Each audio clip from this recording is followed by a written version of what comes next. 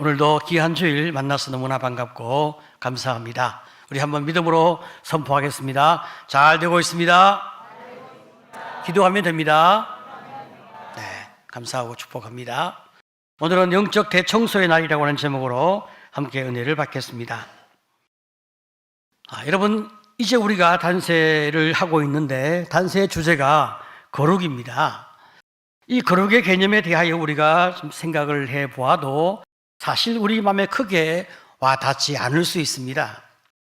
대부분의 사람들은 거룩이라고 하면 내 마음대로 즐기지 못하게 하는 것, 마음에 부담만 가득한 것, 이렇게 생각을 할 수도 있는 거예요.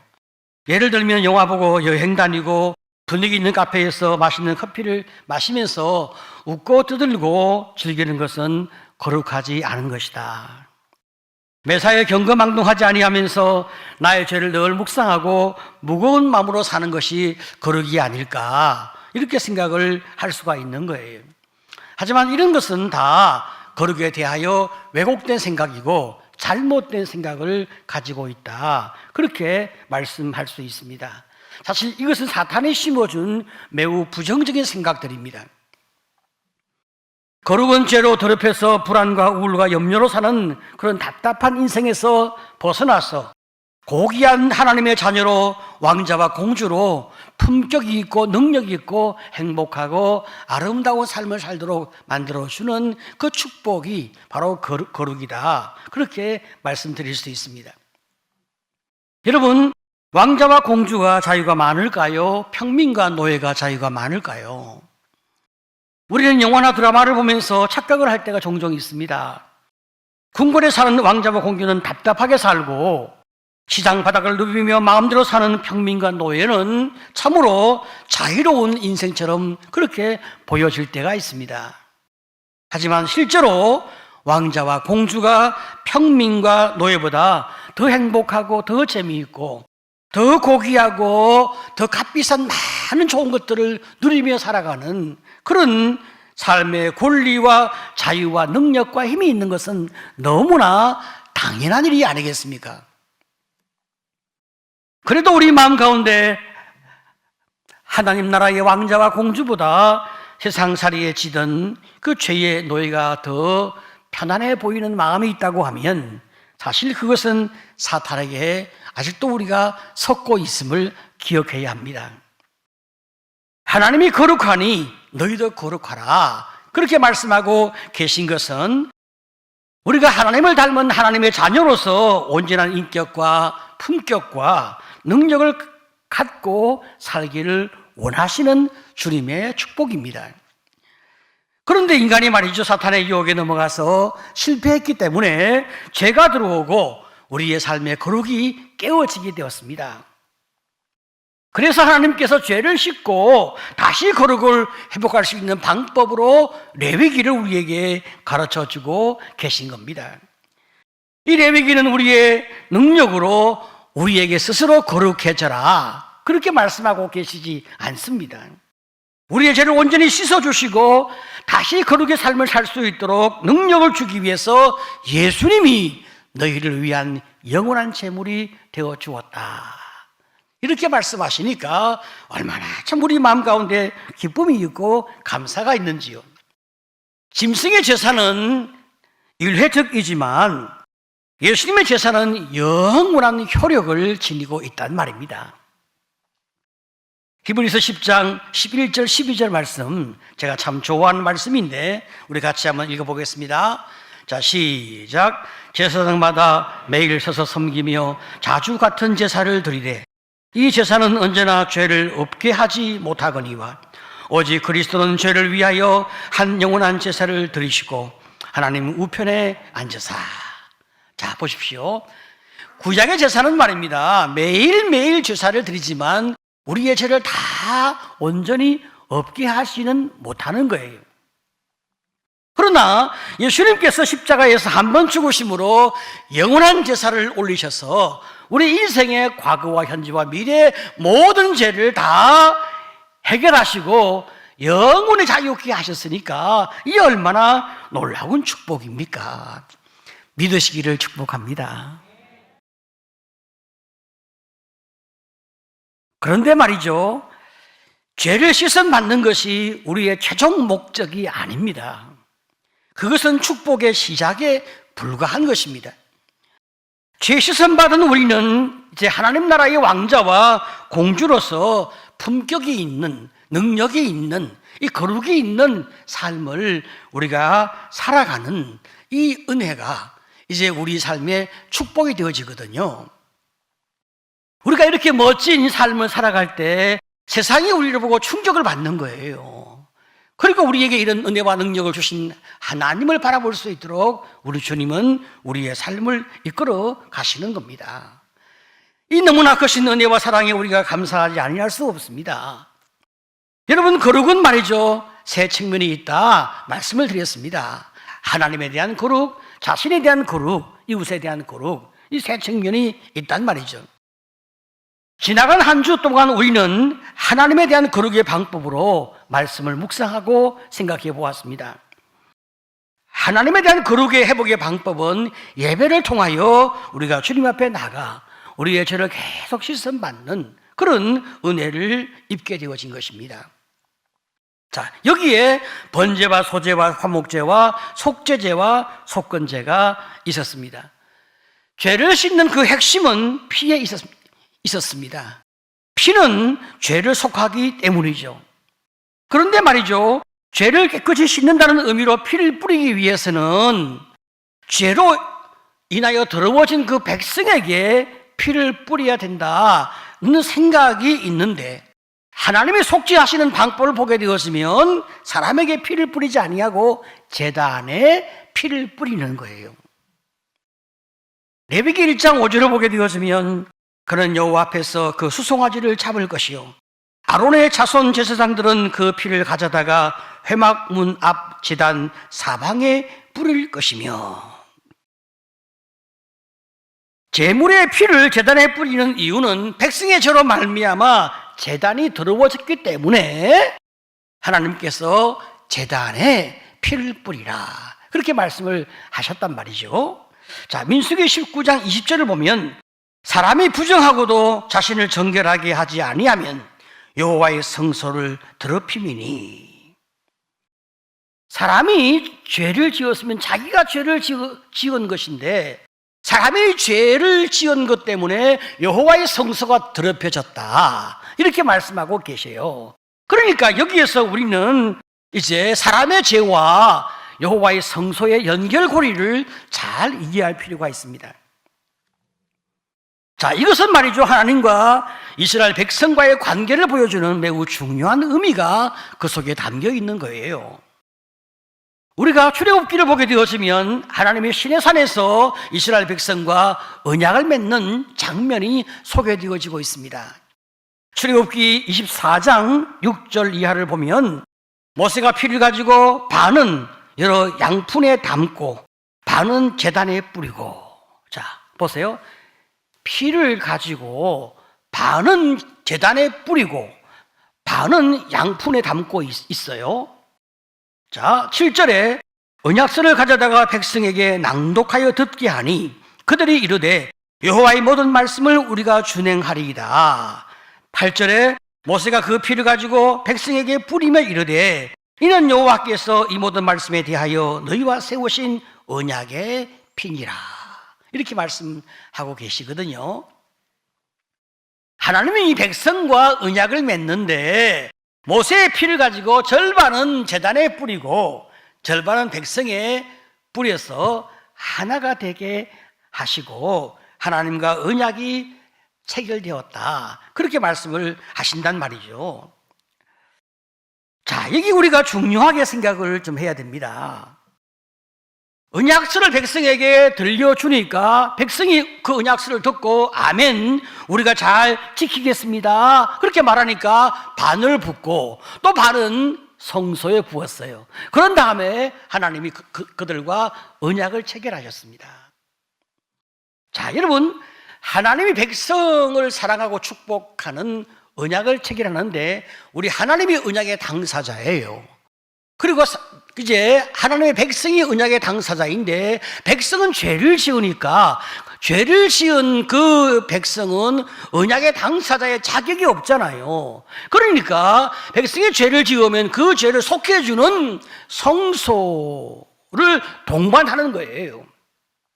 죄를 지은 백성과 성소가 동반되어서 그래서 하나님 앞에 지은 죄를 용서받는 그 백성과 하나님이 언약의 당사자로 함께 계약을 체결하는 겁니다.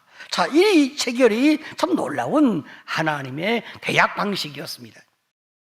그래서 백성이 이제 죄를 지으면 성전이 더럽혀지고 성전이 속죄제의 피를 뿌려 깨끗하게 되어지면 백성도 깨끗하게 되는 이런 연결고리의 은혜가 있게 되어지는 겁니다. 성전과 백성이 피로 연결되어 있기 때문에 백성이 죄를 지으면 성전이 오염되어지고 성전이 깨끗하게 되어지면 백성이 깨끗하게 속죄가 되는 이런 언약을 맺어 나가실 때 하나님께서 뭐라고 말씀하십니까? 내가 너희와 언약을 맺는 그 언약의 피라, 그렇게 말씀을 하신 거죠. 그런데 예수님께서 유월절 최후의 만찬에서 제자들에게 떡과 포도주를 나누어 주시면서 이와 똑같은 말씀을 하시는 거예요. 마태복음 26장 28절에 이것은 죄 사함을 얻게 하려고 많은 사람을 위하여 흘리는 바 나의 피곧 언약의 피니라. 자, 그러니까 구약에서 하나님이 언약을 맺으면서 언약의 피를 흘릴 때는 이제 하나님께서 성막에 계셨어요. 그런데 이제 신약에 와서 예수님께서 그 백성과 언약을 맺으실 때 그 언약의 피, 새 언약은 예수 믿는 자 안에 성령이 내주하는 이런 놀라운 변화가 일어나는 거예요. 예수님의 피로 새 언약을 맺은 이후부터는 더 이상 백성과 성전이 따로 존재하지 않고 백성이 성전이요, 성전이 백성이 되는 것입니다. 이 놀라운 계시의 이 발전과 축복을 하나님 우리에게 허락하시는데 사도 바울이 이것을 이렇게 증언하고 있어요. 고전 3장 16절을 보게 되어지면 너희는 너희가 하나님의 성전인 것과 하나님의 성령이 너희 안에 계시는 것을 알지 못하느냐. 자, 여러분, 여기 너희가 라고 하는 이 지칭이 누구를 가리켜 말하고 있을까요? 그것은 예수를 믿어서 거듭난 개인, 그들이 함께 모여 이룬 거룩한 교회, 바로 이것이 성전이란 말이죠. 개인된 성전과 성전들이 모여서 연합되어진 성전, 바로 이것이 너희입니다. 자, 그러니까 우리 자신이 하나님이 거하시는 성전이 되어진 거죠. 구약시대에는 하나님이 임재하시는 하나님의 영광이 가득 찬 그 성막에 주님이 임재하셨어요.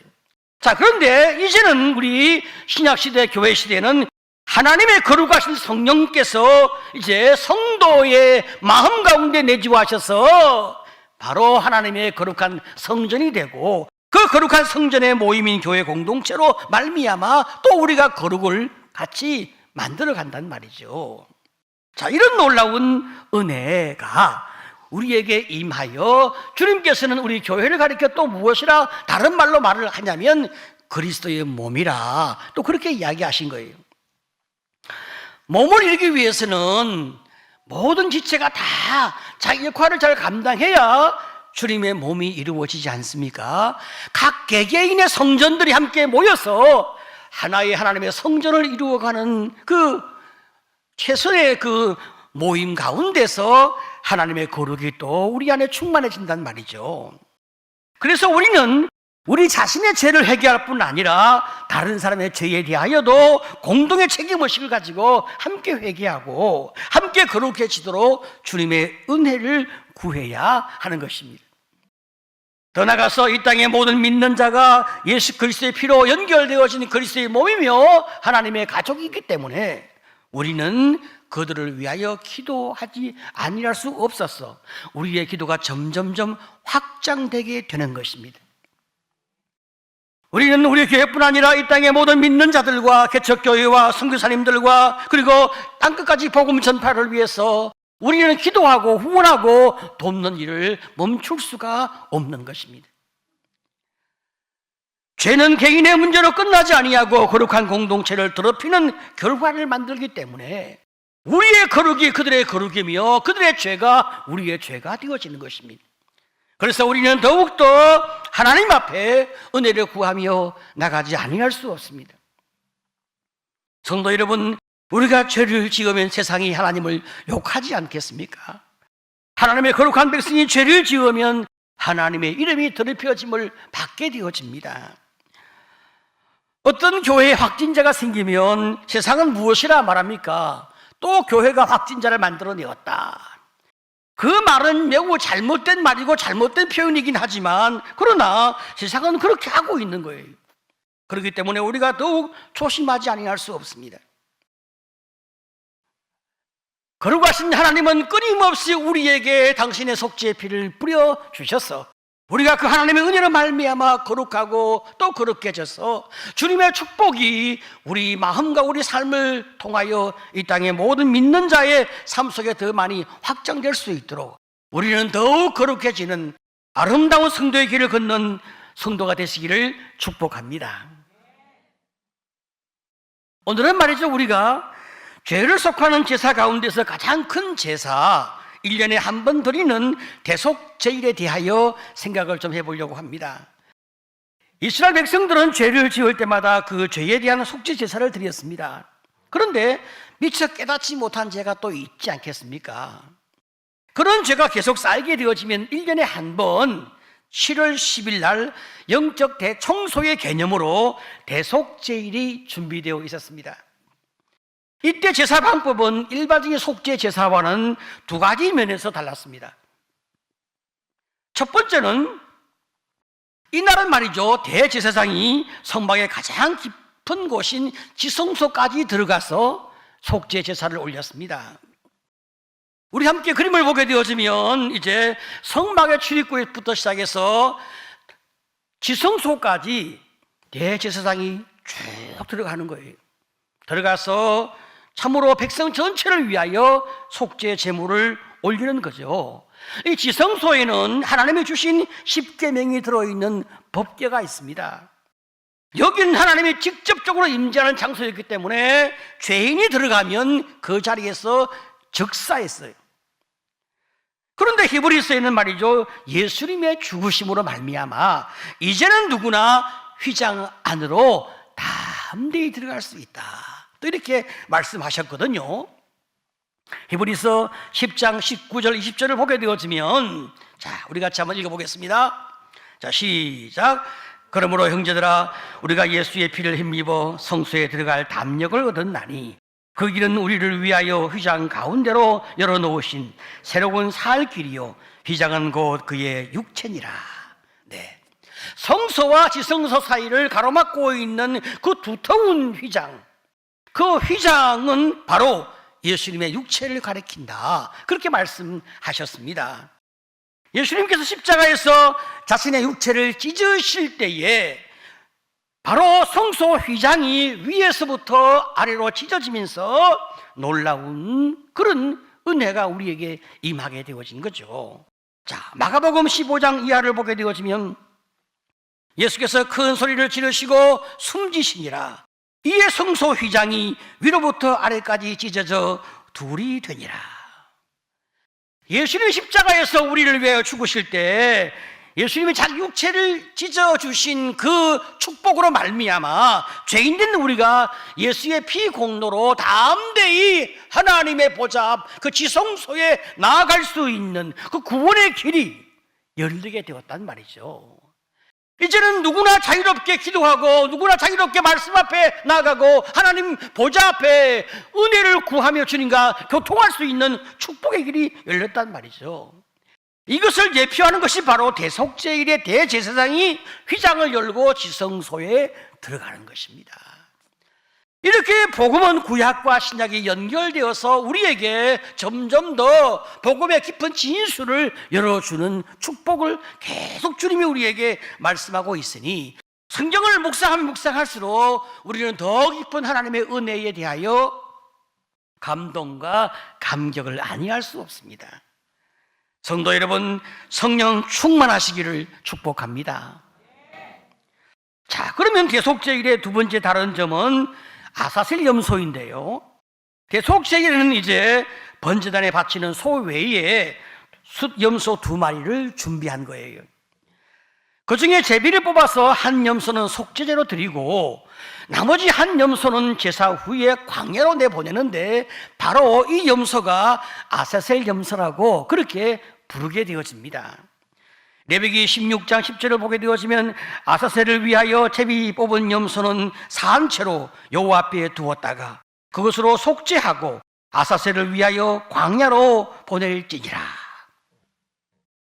지금 살아있는 염소 외에 이제 또 다른 한 염소가 있잖아요. 그 염소로 이제 희생을 해서 그 피를 가지고 지성소와 회막과 제단을 깨끗하게 한 이후에 대제사장이 들어가서 제사를 올리고 그 다음에 다시 나와 아사셀 염소의 머리에 두 손을 얹어 안수하는 겁니다. 이것은 백성 모두의 죄를 아사셀 염소에 다 전가시키는 거예요. 이 염소는 모든 백성의 죄를 다 짊어지고 광야로 보내어지는 겁니다. 이것이 주는 상징적 그림이 무엇이겠습니까? 그 언어가 무엇이겠어요? 그것은 백성의 모든 죄가 공동체로부터 완전히 떠나가는 바로 이런 축복을 주시기 위해서 우리 주님은 아사셀 염소를 통하여 우리에게 그림 언어로 다시 말씀해 주고 계신 거죠. 이 모든 과정을 통하여 백성의 죄로 오염된 성전이 영적인 대청소가 되어서 다시 거룩한 상태로 회복되어 성전의 기능이 유지되어집니다. 그뿐 아니라 이스라엘 백성 한 사람 한 사람 속에 있는 누적된 죄가 다 해결되어서 하나님 백성과 자녀로서의 정체성이 다 회복되어지는 그런 또 은혜가 함께 임하게 되는 것입니다. 자, 그렇지만 이런 제사 예식 그 자체가 자동적으로 우리에게 그런 회복의 은혜, 거룩의 축복을 주는 것은 아니었습니다. 제사 드리는 자의 태도와 마음이 중요한 거예요. 레위기 23장 이하를 보게 되어지면 일곱째 달 열흘날은 속죄일이니 너희는 성회를 열고 스스로 괴롭게 하며 여호와께 화제를 드리고 이 날에는 어떤 일도 하지 말 것은 너희를 위하여 너희 하나님 여호와 앞에 속죄할 속죄일이 됨이니라.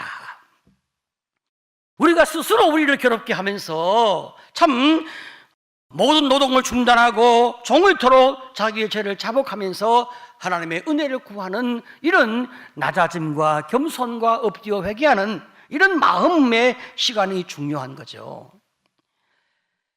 예수님의 십자가에 죽으신 바로 그 날이 영적 대청소의 날이었습니다. 대속제일을 통한 영적 대청소의 은혜는 이스라엘 백성에게만 국한되는 것이 아니고 모든 백성에게 함께 그 은혜가 나누어지도록 하나님이 명령하셨는데 그것은 레위기 16장 29절에 이렇게 주님이 말씀하십니다. 우리 같이 한번 읽어보겠습니다. 자, 시작. 너희는 영원히 이 규례를 지킬지니라. 일곱째 달 곧 그 달 10일에 너희는 스스로 괴롭게 하고 아무 일도 하지 말되 본토인이든지 너희 중에 거류하는 거류민이든지 그리하라. 자, 그러니까 우리도 그렇게 낮아지며 괴롭게 하면서 하나님 앞에 은혜를 입는 그 귀한 시간과 과정을 보내고 우리만 그렇게 할 것이 아니라 우리와 함께 거류하고 있는 거류민에게도 그런 은혜를 베풀라고 말씀하고 계신 거예요. 이 거류민은 외국인을 말하고 있는데 늘 소외되어질 수밖에 없는 사람들입니다. 어느 사회나 소외되어진 사람들은 힘없는 약자이고 그리고 이들은 불이익을 당하는 그런 사람들이 얼마나 많이 있겠습니까? 그런데 하나님께서는 이런 약자에게도 동일한 은혜를 베풀어 주라 그렇게 말씀하는 거예요. 자, 그렇다면 우리 중에 거하는 거류민 약자가 누구일까요? 우리 사회에 말이죠, 참 거주하고 있는 그 약자들, 어쩌면 외국 노동자, 그죠? 외국인 노동자들, 혹은 사회적 소외계층들, 혹은 가난한 사람들, 혹은 사람들로부터 버려진 그런 병든 영혼들, 이런 사람들에게 하나님의 용서와 은혜의 그 거룩을 흘러가게 하라, 그렇게 말씀하고 계십니다. 그런데 말이죠, 우리 가정 안에도 저는 약자가 있다, 그렇게 참 느끼고 있습니다. 사실 우리 배우자나 우리 자녀들도 어떤 의미에서는 약자인데, 요즘 시대에도 자기 배우자를 학대하는 그런 분들이 있어요. 만약에 우리 가운데 그런 사람이 있다면 정말로 회개하고 하나님이 내게 주신 그 거룩의 은혜가 내 배우자에게 흘러가고 내 자녀에게 흘러갈 수 있도록 우리가 그런 공동체를 세워가는 것이 주님이 기뻐하시는 성전들을 세워가는 축복이 되지 않겠습니까? 참으로 어떤 부모들은 말이죠, 자식을 과잉보호하여 키우는 잘못도 있는데 그 외에도 자기도 모르게 내가 힘을 가지고 있는 입장에서, 나는 어른이고 부모 입장에서 힘을 가지고 있기 때문에 내 자녀를 부지불식간에 함부로 대하는 그런 경우가 종종 있습니다. 자, 이렇다면 우리 자녀들 역시 약자가 아니겠습니까? 우리 부모들이 말이죠, 자녀를 하나님의 사람으로 키워나가는 그런 은혜를 베풀어야 거룩이 베풀어지는 것인데, 자신이 가지고 있는 욕망에 따라 병든 사랑을 주면서 자식을 키우는 경우가 많이 있습니다. 어떤 부모는 자식을 자기 소유로 생각하는 또 그런 부모도 많이 있지 않습니까? 자녀는 하나님의 선물이고 하나님의 자녀인데 우리가 주의 뜻대로 그 자녀를 잘 양육하는 것이 거룩을 주는 것이고 축복을 주는 것인데, 우리가 그렇게 살지 못할 때 얼마나 우리 삶에 많은 고통이 따라오겠습니까? 우리가 하나님의 은혜를 입었고 주님의 사랑을 입었고 용서를 입었고 거룩을 입었습니다. 우리가 더 많은 축복을 누리기 위해서는 하나님이 내게 주신 그 은혜들을 흘려가게 하고 흘려보내어 주어야, 그래야 하나님이 내게 더 큰 축복을 허락하실 텐데, 그렇다면 우리가 누구에게 먼저 흘려보내 주어야 하는가? 우리 가족들, 우리 이웃들, 성도들, 만나는 이 백성의 수많은 사람들에게 우리가 그 사랑이 흘러가도록 해주는 것이 바로 거룩을 주는 것입니다. 여러분, 이번 주간은 고난 주간입니다. 우리의 죄를 위해 십자가에 못 박혀 죽으신 예수님의 사랑을 기억하면서 우리가 스스로 한 주 동안 더 좀 괴롭게 하는 시간을 갖는 것은 얼마나 큰 축복입니까? 잠을 깨워 새벽 예배에 참석하는 고통, 오락을 자제하며 우리의 죄가 얼마나 심각한지 스스로 돌아보는 그런 낮아짐과 회개는 얼마나 우리에게 더 큰 은혜가 되겠습니까? 특별히 이번 한 주간 십자가 은혜에 감사하면서 찬송하는 시간을 가지는 것은 얼마나 또 큰 축복이 되겠어요. 1941년 6월 31일 유대인 수용소인 아우슈비츠에 포로 한 명이 탈출을 했습니다. 포로 한 명이 탈출하면 너희 유대인 10명을 죽이겠다, 그렇게 부대장이 이미 선고를 했기 때문에 독일군은 그 보복으로 다른 유대인 10명을 처형하기로 결정합니다. 이때 처형되어질 사람, 지목된 10명 중에 한 사람이 프란시스 게요니책이라는 사람이었어요. 이 남자는 말이죠, 자기는 억울하다고, 나는 살고 싶다고 자기 아내 이름을 부르며 자식의 이름을 부르면서 대성통곡을 하는 거예요. 이 광경을 지켜보고 있던 맥시밀리안 콜부 신부가 독일군에게 자원하여 나가서 이렇게 말했습니다. 나는 신부입니다. 저 사람을 위하여 대신 죽고 싶습니다. 나는 늙었고 아내도 자식도 없습니다. 나는 괜찮습니다. 결국 그날 게요니책은 살고 콜부 신부는 죽임을 당했습니다. 우리 함께 그림을 보면 이제 여러분 보기에 오른쪽은 이제 콜부 신부를 기념하는 기념비고 왼쪽은 아우슈비츠 수용소, 지금도 있습니다. 이제 그 수용소인데요. 1982년 10월 10일 날 로마의 성 베드로 그 큰 광장에서 그 옛날 독일군에게 이 게요니책을 대신하여 죽었던 맥시밀란 신부의 장례식이 드디어 격식과 예의를 갖추어서 다시 치러졌습니다. 그리고 그날 콜부 신부는 성자로 추대가 되었습니다. 이 예식에 이 프란시스 게요니책과 그 아내와 자식과 손주들까지 참석을 했습니다. 그리고 앞에 나와서 게요니책이 이렇게 고백을 하는 거예요. 자기를 대신하여 콜부 신부가 죽겠다고 했을 때 게요니책은 어찌할 바를 모르는 그 황망한 마음으로 콜부 신부에게 다가가서 어떻게 이런 일을 결정하셨냐 그렇게 물어보았다는 거예요. 그랬더니 콜부 신부가 미소를 지으며 이렇게 이야기를 했다는 겁니다. 예수님도 나와 당신을 대신하여 죽지 않았습니까? 그는 그렇게 말하고 조용히 죽음의 가스실로 끌려갔습니다. 그 모습을 본 게요니책은 그 마음 속에 예수님을 보게 되었습니다. 그 콜부 신부의 그 모습 속에 보여진 그 예수가 자기의 마음에 심어지면서 자기도 모르게 그 순간 예수를 영접했다고 그는 고백을 하는 거예요. 성도 여러분, 예수님이 우리 죄를 대신하여 죽으셨습니다. 그 놀라운 용서와 사랑과 은혜 우리가 감사하기 때문에 하나님이 내게 주신 그 거룩을 우리의 가족을 위해, 이웃을 위해 나누어 주는 나의 죽음을 내가 선언하는 겁니다. 그때 예수님의 사랑과 은혜와 용서와 그 거룩이 우리 자녀에게, 우리 가족에게, 그리고 만나는 모든 성도들에게 그게 흘러가게 됩니다.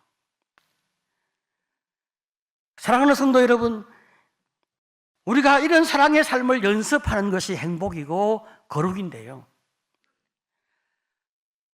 우리가 무엇을 하든지, 먹든지 마시든지 영화를 보든지 놀러 가든지 혹은 게임을 하든지 무엇을 하든지 우리 안에 하나님이 내게 주신 그 은혜와 사랑과 용서, 그 거룩을 나누어 주는 그 분위기, 그것을 적용하며 살겠다는 우리 마음의 분위기가 있을 때 우리가 우리의 삶의 과정 속에서 그 거룩을 나타낼 수가 있습니다.